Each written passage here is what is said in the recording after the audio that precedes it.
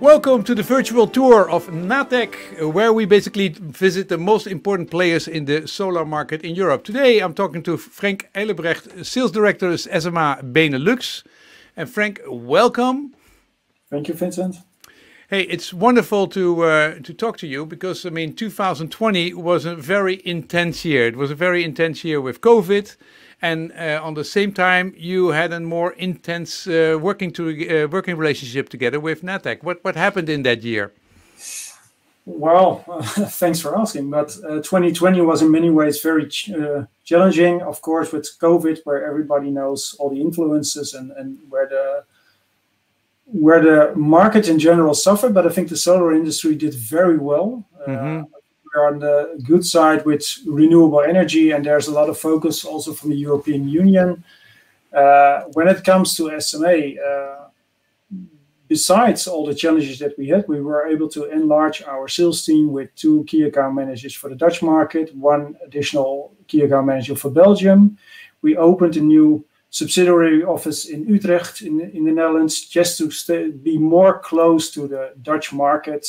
And to come back to your question, the intensification of the cooperation with Natec is one of the consequences from that. Due to our better presence now on the Dutch market, we have looked for a supplier which can help us in many aspects in the market, and Natec was an excellent acquisition in that way for us to have a better footprint for us in the market. Yeah, you already worked together a lot because, I mean, Natec was distributing SMA already for a very long time, but it was a more closer working relationship. So talking about this COVID thing, how has it been for you? How has it been for SMA to basically work at home, to not be in the office, and then still grow and still basically be in an amazing flexible market? How was it possible, that combination? We started actually working from home 3 days before the general lockdown in the Dutch market. So we started working from home from the 13th of March 2020, and we were fully up and running for our Benelux office within 5 days. And what you saw in that is that the extreme challenges that were in the beginning already became soon very extreme flexibility. So it was easier to reach out to customers. It was easier to make appointments because you didn't have all the traveling anymore. The downside from this is that your working day extends from 8 in the morning till 7 in the evening without any breaks. So everybody's only working constantly all the time and into meetings. So find a good balance between work, private life, and also for some colleagues who have small children at home, it's even more challenging to have everything. No, it was a nightmare. It was a nightmare with the kids. I mean, you really appreciate the teachers nowadays. Yeah. For sure, absolutely. And one of the things you have to learn, it doesn't mean working 8 hours doesn't mean 8 times 1 hour meeting. It means you have a meeting and then you have to have half an hour because you need to talk. You need to get back to people and follow up. And so we learned a lot of working together. But I mean, it's been wonderful because, I mean, if a client and somebody from Natec and a technical person need to get together with a customer, it really can happen very, very fast. Yeah. Yeah. So it was very, very flexible. How was business for you, Frank? Extremely good. We had an extremely successful year. When you look at reporting figures from SMA AG, our mother organization in Germany, we for the first time passed the 1 billion turnover in last year. Wow. We had an extreme good growth despite severe lockdowns in many regions in the world. We were still able to maintain and grow our position globally. For the Benelux market, we were even stronger growing than we expected. That gave us also the opportunity, of course, to hire extra staff, and also the outlook for this year is still extremely good. Yeah, so it's really incredible how flexible the logistics was, the sales was, the marketing was, the communication was, all the projects. People were allowed to work, were allowed to go on the roof, and we had a fantastic year. Okay, so now we're in 2021. What can we expect this year in terms of products? What do you have? What are the big trends which basically you have to support? I mean, we have bigger panels. People want to have the reliability in terms of security has become very important. Insurances. What can you tell us about that? What SMA is focusing on is really on a total energy solution. So we of course we are still an inverter manufacturer. We are still supplying a lot of inverters, but we are focusing more and more on energy solutions, so that customers are really able to make the most out of their solar energy. And that could mean, like you see now for the Belgian market, that storage is increasingly important for that market. Cell consumption is rising a lot. For the Dutch market, this will be the trend for the next 2 to 3 years, that we are also focusing more on energy solutions, but also the complete e-mobility, the need for larger inverters for big projects where especially insurance companies are putting more and more focus on safety. And in that perspective, SMA is now introducing in the course of this year new functionalities under commercial inverters, also under residential inverters. We will come out with ACI. We will enhance our warranty program, our standard warranties on the commercial inverters, on the home inverters. So there are a lot of things going on, but still keeping in mind that the best solution for the client doesn't always mean the biggest inverter. We try to sell modularity, so where the customer is prepared today, but also is prepared for the next year or the year after. So they are really preparing themselves, modularity, in order to be prepared as good as possible for the upcoming challenges. Yeah. So. But that I find I find so interesting how different the markets are. I mean, in Europe, and a lot of it has to do with regulation, both with insurance companies, but also with government regulations. For example, batteries. I mean, Germany, where your home country, batteries have been normal for a long time. And I think the majority of the systems which go out into residential are with a battery, while in the Netherlands that's totally not happening, and Belgium is just starting. Where do you see in Europe these differences? Is that can you say the south or the north or the east or the west, or is it really very much country dependent? And how do you see that developing? I think it's very much country dependent, and also regarding the subsidy schemes that are there. So you had in Belgium the reverse counter, which was of course very favorable, because you have payback time of your solar installation between 5 to 6 years. In the Netherlands, we still have that subsidy scheme, which will be gradually built off over the next coming years.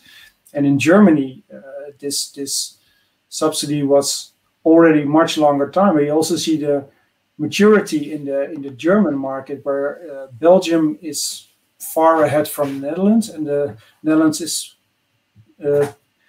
picking up speed very fast. So you really see from country to country, depending where the focus is, and Belgium has now extreme focus on storage, where we have excellent solutions already for the existing inverters, which you can expand, like I just said before. Modularity makes it very easy to expand our systems, but also with the hybrid inverters that are now in the market, and where SMA comes out in the course of the year also with a hybrid inverter, just to give the maximum flexibility to the customers. And for the Dutch market, we are now working with these energy solutions that we also prepare customers to think how to manage their solar energy in the future. Yeah. Can you tell us a little bit about what is that hybrid converter? What is the definition of that, and what market does it? What market wishes does it target to? The hybrid inverter makes it easier, or makes your installation a bit smaller. So where you had an inverter in the past, and then you had, in SMA case, a Sunny Boy storage, where you can see the white with the black cover. That is the Sunny Boy storage, and that's in the future included in a so-called hybrid inverter. And there are already hybrid inverters on the market. And then you can make it even more intelligent with the Sunny Home Manager, which you can see behind the Sunny Boy storage. Yeah. That gives you the maximum flexibility within your house to run appliances, to take the weather forecast into consideration. Really get, so an inverter is the heart of the system, but the brains are a Sunny Home Manager, which can really guide many things and makes your house really intelligent. Yeah. So I'm now building the second half of the year. I'm going to build a house, and I want to. It has to be energy neutral, and of course I have a lot of solar power, solar panels on my roof. What should I, as a residential client, what should the installers advise to somebody like me? You know, it's a 200 meters house, and I have plenty of space. And what should my inverter do? And then I have an electric car, energy neutral, and I have a Tesla. So all that stuff I basically want to have arranged. So that's all very well possible, but at the other end, you also shoot at the near future. So, do you have still young kids at home? Is your energy consumption increasing over the next coming years? Is it going to be stable, or will it decline over years? So, if it will decline, it will decline, because I mean my kids are 12 and 14, and so after a while they will go away. But then at the other end, you should also think it over. If you're gonna have a heat pump in the future. Absolutely. Now you have a Tesla, maybe in the future you're going to have a second one. So what you really should be aware of is, my system ready for the next coming years, meaning that you have a sufficient inverter, or a hybrid inverter, or an inverter with an additional storage. But what you really should add to your installation is a home manager, so that you really have appliances, which are coming more and more now from Bosch, from Siemens, from all the other major players in the market with e-bus communication, that you really have the possibility to bring more flexibility in your household. That also means that you need to rethink of how you work today, because you could add storage to your house, but you could also rethink the way you do things. Because if your dishwasher is filled and you leave it up to the home manager, and it will not start in the evening, but it will start in the morning when there is enough sun. But he really knows, after 4 o'clock, I need to be ready, because Vincent is coming home. He's going to start cooking, so he's going to have his induction oven.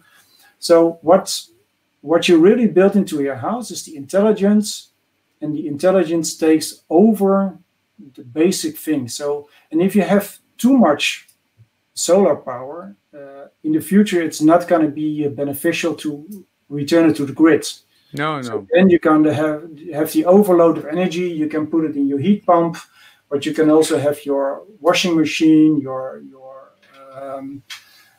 dryer, or the pump in your pump. And my Tesla. I mean, my Tesla is a huge 100 kilowatt hour battery, which basically can be charged whenever.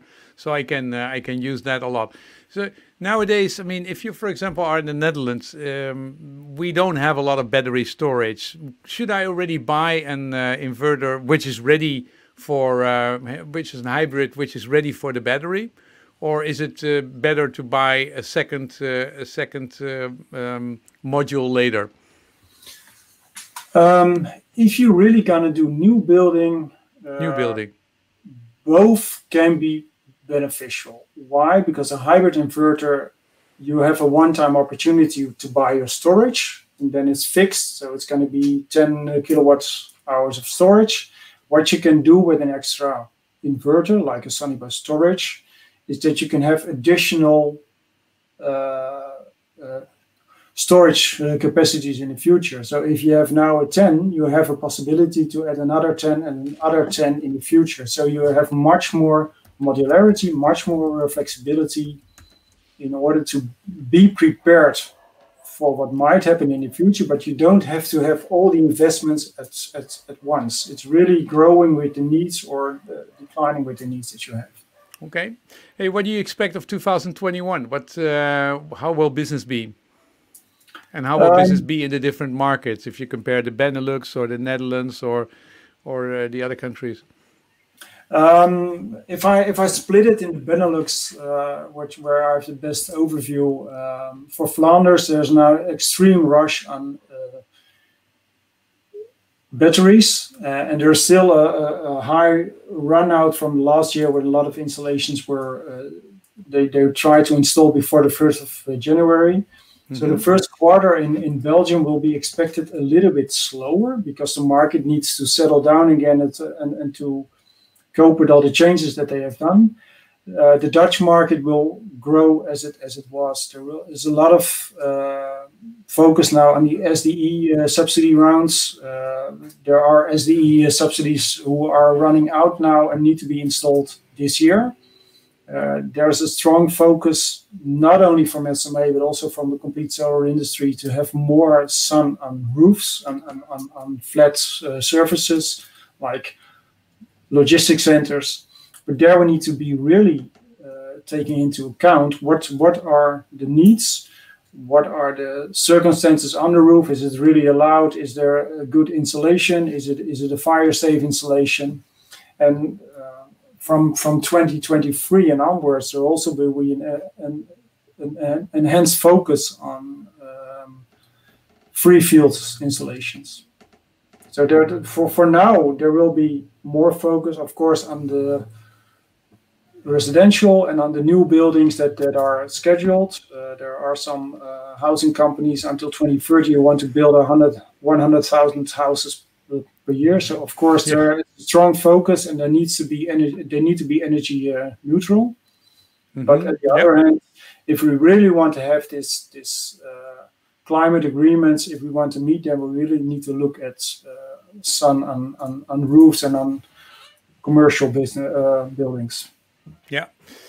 Yeah, and it's really interesting. I think the insurance companies really need to adapt, because they sometimes are a big pain, especially with the big commercial projects. You have a roof with 3,000 panels, and then suddenly the insurance company becomes more difficult. So that is really also, all those systems need to be integrated with each other. Not only the technical, not only installation, but also the systems behind it, like the insurance companies. So that is also a big trend.